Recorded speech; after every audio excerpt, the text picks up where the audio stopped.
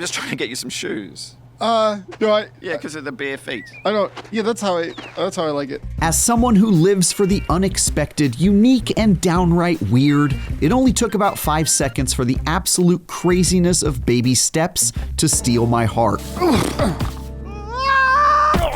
The spiritual successor to pain-inducing cult classics QWOP and Getting Over It with Bennett Foddy, who is also one of the developers here, is a similarly exasperating physics-based walking simulator that asks you to control the most unwieldy human ever created as you push yourself through increasingly arduous obstacles. The result is one of the most hilariously infuriating journeys it has ever been my pleasure to rage through. With writing that consistently cracked me up, It's blacker than the inside of a cow in there. a story with more heart than I expected, and brilliant branching paths that let you choose your own level of anguish as you explore the dreamlike world, I had a hard time staying mad at this wonderfully bizarre odyssey, even in its most maddening moments. Where are you headed? Oh, mountaintop. You know there is nothing up there, right? Yeah. Like just about everything in Baby Steps, the story told here is eccentric, to say the very least. You play as Nate, a 35-year-old neckbeard who has sleepwalked through his entire life and suddenly finds himself on a hiking trip he's laughably unprepared for. Nothing to be ashamed of. Everybody falls. Let's get you on your feet. It's nice to meet you. After inexplicably refusing to accept help from anyone as he fumbles around without so much as shoes on his feet, Just feet, huh? Yeah, just feet. presumably because he avoids social interaction almost as much as he does cardio, he goes toe-to-toe with formidable environmental hazards, all while wearing a dirty, stretched-out onesie that looks like he hasn't removed it in several years.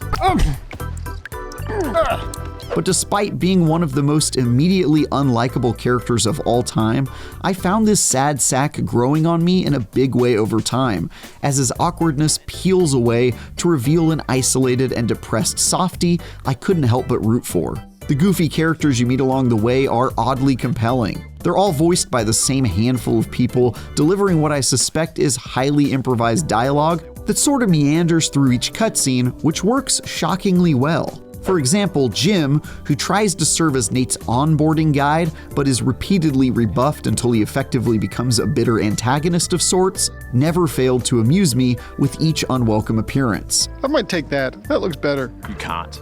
It's too hard for you. It's not that hard. I cackled loud enough to annoy my neighbors twice in the first hour alone, and found myself peculiarly drawn to the lewd cast and absurdist story that unfolds. Granted, no small part of that is the fact that Baby Steps is deeply inappropriate at every turn, which definitely appeals to my depraved sense of humor and lust for nonsense. You're kind of sitting on my husband, though. I'm so sorry. But even when its jokes don't quite land, it still won me over just by being so unlike all the humdrum hero's journey tales I've seen 1,000 times, instead favoring outlandish and unconventional ideas that kept me guessing every step of the way. You know, the Not sure what your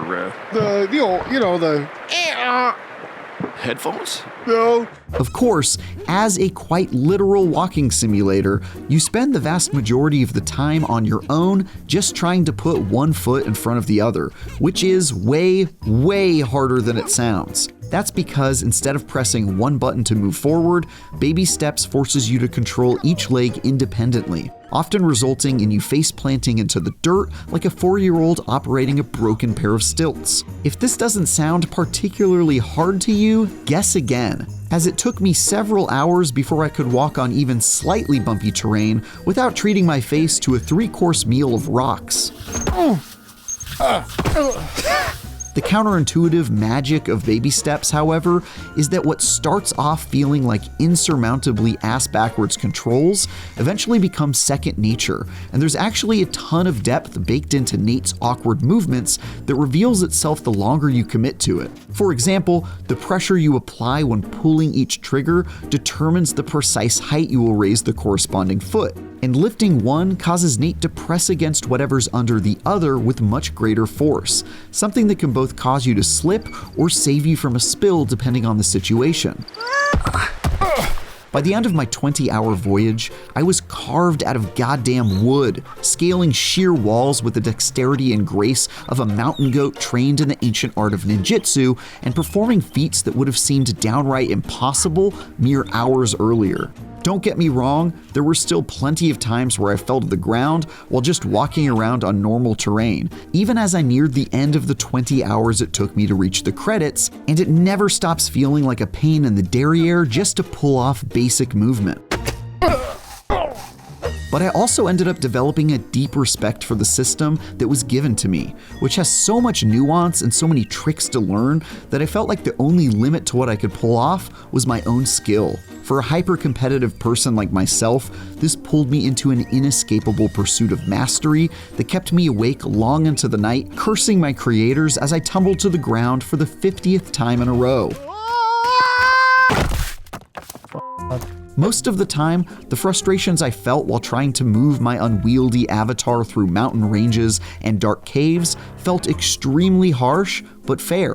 And I was almost always learning something new about Nate's dumb body as I flailed around through convoluted puzzles. That said, there were also times where I felt not so much in control of my own success. For example, sometimes Nate would get caught on an object or move in some bizarre, unexpected way that would lose me 20 minutes of progress as I tumbled helplessly down a massive obstacle course I had just climbed. And these made for some of the most rage-inducing moments in my adventure. To be clear, these moments were very rare, and my failures were overwhelmingly a case of me just needing to get good. But when you're already getting sand kicked into your open eyes while everything is working as expected, feeling like you had no control over your own success even 1% of the time makes it hurt a lot more. Oh, God. Although Baby Steps can be incredibly frustrating to play and has challenges so grueling I regularly considered if I'd prefer to just tumble down a hill myself, it also deliberately makes the vast majority of these hurdles completely optional and almost always placed thoughtfully within view as you make your hike ever upwards. This meant that, although I often felt devastating pain at repeated failed attempts to, for example, climb to the top of a crumbling temple in the jungle, I couldn't really get too mad in the knowledge that I voluntarily subjected myself to that torment and could just as easily move on along the main path where the level of difficulty was much more manageable. It's actually an awesome structure because it allowed me to take on spicier paths when I was feeling up to it, then move on if I ever felt like I wasn't improving my skills by beating my head against the current trial, though I was almost always too stubborn to do so. I really appreciated this approach, which lets you pick your own level of suffering and grow at your own pace, and I always felt rewarded for taking the more extreme route by triggering a goofy cutscene or little story bit at the end. It also helps keep things fresh that each leg of your hike up the giant mountain is accompanied by a new, unique-looking area, from sandy deserts that make it even harder to get around as the ground moves beneath your feet, to a derelict mine with dark tunnels and splintered wood that require extreme precision to navigate. The environments run the gamut and never stopped providing fresh ideas throughout my run, like one part where I had to learn how to delicately ride a water turbine, or another where slippery frozen lakes forced me to master balance and intentional movement. It's worth noting that none of this, from the levels themselves to the characters you meet, looks particularly good. In fact, Baby Steps is downright ugly most of the time, and has a surprising amount of pop-in for a game where all you do is walk really slowly. But with how unhinged everything else is, the lo-fi identical trees and blurry faces kinda work with its generally gross vibe. But where's the bathroom? You're outside, just go behind a bush. I wasn't expecting one of my favorite games of 2025 to be about a socially awkward blob in a stained onesie with such poor motor skills that he ragdolls to the ground on the slightest of uneven surfaces. But here we are. Baby Steps is a triumphantly quirky physics game that asks you to challenge yourself, both with alluring hiking obstacles that had me screaming to the heavens, and a shockingly unconventional story and characters that ended up feeling like family by the end. Despite centering itself around intentionally awkward controls, it has a deceptive level of depth that made me eager to master it, and I got incredibly lost in the sauce as I tried to best its most daunting challenges. If you like a good laugh, extreme difficulty, or just hate yourself, then I can't recommend Baby Steps enough.